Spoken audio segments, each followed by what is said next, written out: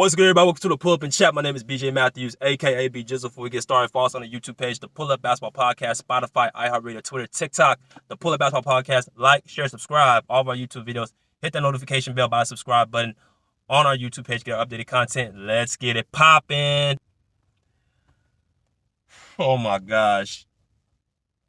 I can't believe I really can't believe what I just heard.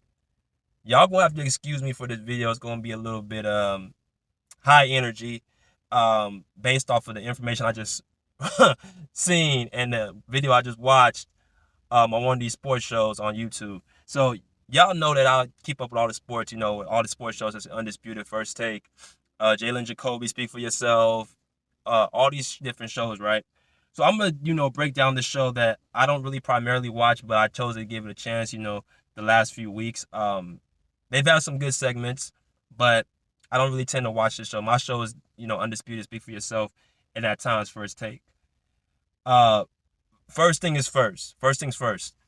Comes on about 6 a.m., 6:30 a.m. on the West Coast. I'm out here in California. The show includes, 3 guys and 1 lady. And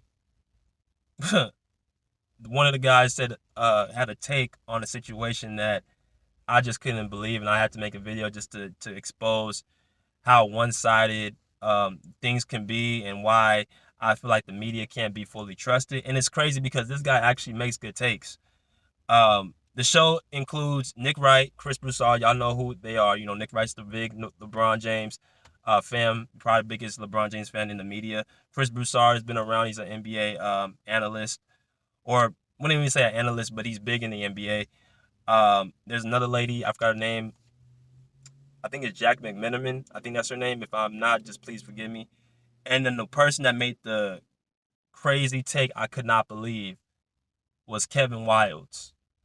So what did he say? Let's get into it. All right, listen, we're winding down to the NBA season, right? The NBA season is about to end. Actually, this week is going to be the last week. Then we're going to start the playing games next week and then the playoffs, X, Y, and Z, right?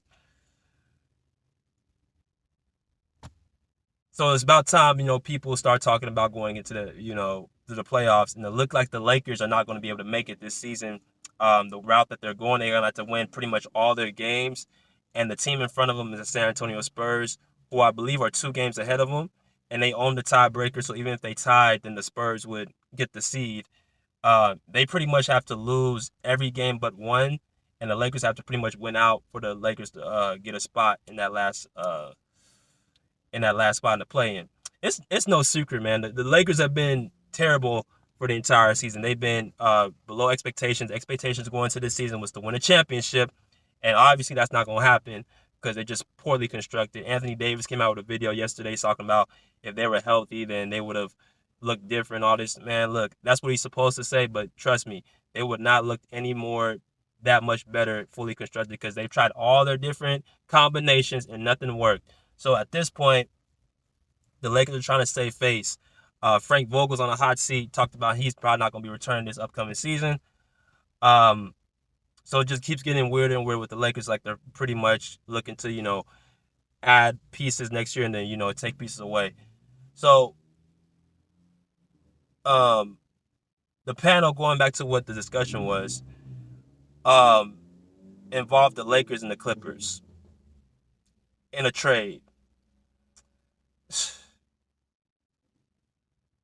Kevin Wildes suggested that LeBron James try to initiate a trade to the Clippers for Kawhi Leonard or Paul George.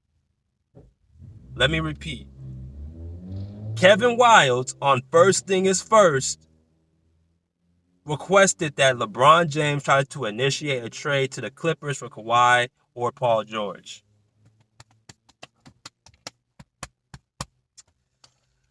I told y'all, man, I can't believe what I just saw. Now, let's get some background history. Now, if y'all remember back in 2000 and I believe 18, LeBron James, that's when he came to the Lakers after, losing in the finals to the Cavaliers. LeBron James was looking to get people to come play with him. There was this type of aura going around that certain players didn't want to play with LeBron James. And we can kind of see that's pretty much primarily true. One of the players, or two of the players that actually did not go in to play with him was Kawhi and Paul George. Y'all remember that whole saga with Paul George and Kawhi Leonard? They're both from LA. So it was talked about they wanted to play for the hometown team, the Lakers, like any other person from LA. Paul George chose to re-sign with the OKC Thunder with Russell Westbrook rather than go to LA and play with LeBron James. So that's one encounter he chose not to play with LeBron.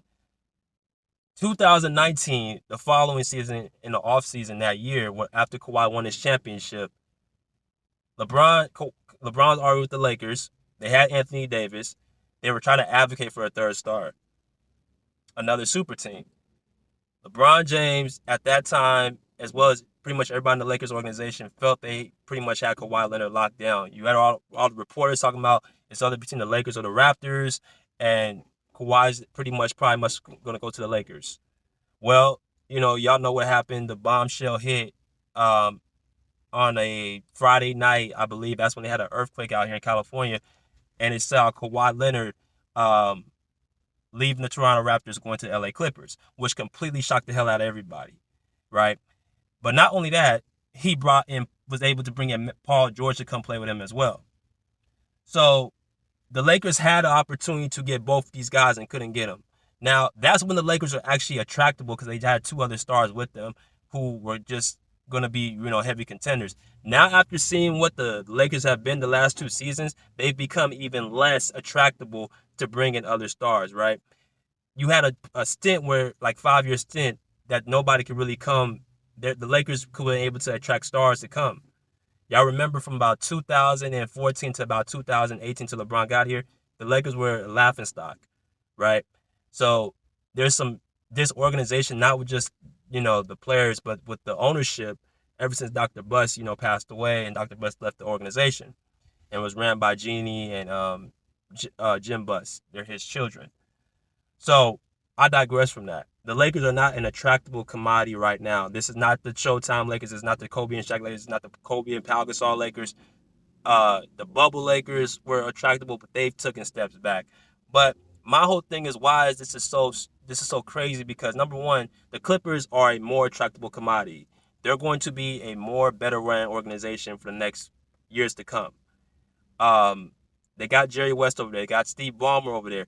They have the richest owner, which is Steve Ballmer. They have the general manager and Jerry West, who's responsible for building teams. They have a great group of guys, from what I can see on the court, who seem to fit well together in a system. They have arguably one of the top coaches in the league in Ty Lue. And then you got Kawhi and Paul George, who, in my opinion, are the best duo in the NBA, and fully constructed, the Clippers are the best team in the NBA. So I can see why anybody would want to go there. But you guys have to understand the history between these two teams. First of all, the Lakers and Clippers are not going to do business with each other. And they damn sure are not going to try to do business because LeBron James is running out of time for a championship and he sees a write on the wall. That's not going to happen. They're not going to answer his calls. They're not going to answer Jeannie Buss's calls. Remember, Jeannie Buss, I did a video on this, had somewhat of a rift with Jerry West. And there's some bad blood, some tension there, which he ain't going to be wanting to help her with anything, especially giving away his top commodity, who they just signed on a 4-year, $176 million deal in Kawhi Leonard. And they had an extension for Paul George, I believe, right after the bubble. So why in the world would they trade their commodities and their assets for an aging LeBron James, who clearly cannot get their team to superstar or get them to a finals anymore? LeBron James, I'm gonna put another video out. Is LeBron James still a top 10 player in the NBA? Do you see what I'm saying? But Kevin Wildes, he's actually pretty smart with it. Wildes is usually smart with his takes.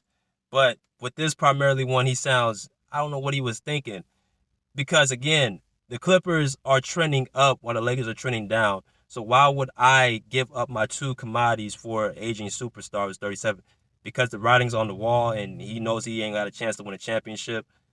You know what I'm saying? Nah, he could stay right over there on the Lakers side, because it's funny how it works that now the Clippers are the ones being looked at as a team more superior than the Lakers. They beat them 4 times this season. So what could you give me that I really want?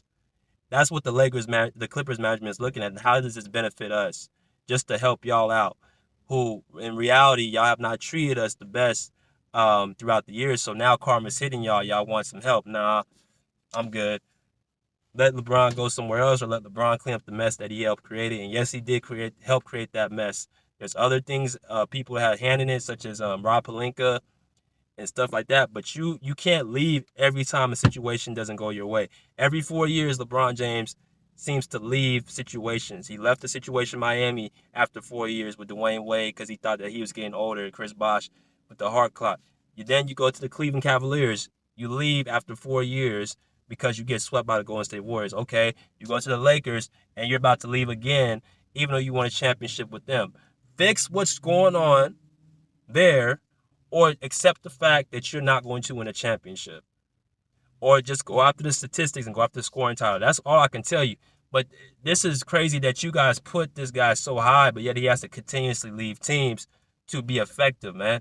Either you got to change your tone as if LeBron James, if he makes his teammates better, or he has to accept the fact that this is just his time is up, right?